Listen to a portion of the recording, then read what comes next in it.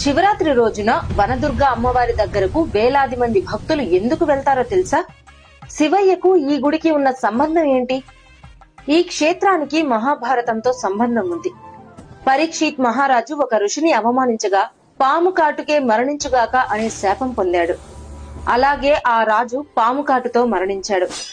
తండ్రి మరణంతో మండిపోయిన రాజకుమారుడు జనమేజయుడు ప్రపంచంలోని నాగులను నాశనం చేయడానికి సర్పయాగం ప్రారంభించాడు. ఆకాశం నుంచి పాములు అగ్నిలో పడిపోతుంటే సృష్టి సమతుల్యం కూలిపోతుంది. అప్పుడు దేవతలు పరమశివుణ్ణి ప్రార్థించారు.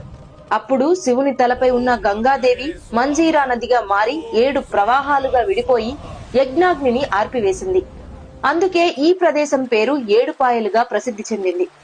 అందుకే ఇక్కడ శివుడు మరియు ఆదిశక్తులు వేరుకావని భక్తుల విశ్వాసం. ఆ పవిత్ర ప్రకృతి మధ్య వెలసింది వనదుర్గా భవానీ అమ్మవారు. ఇక్కడ ఆ 7 ప్రవాహాలు అమ్మవారి పాదాలను తాకుతూ ప్రవహిస్తాయి. ఈ క్షేత్ర దర్శనం పాప విమోచనం, దైవానుభవం అని భక్తులు నమ్ముతారు. అమ్మవారిని దర్శిస్తే శివుని కృప కూడా లభిస్తుందని, శివశక్తులు ఒక్కటేనని భక్తుల విశ్వాసం.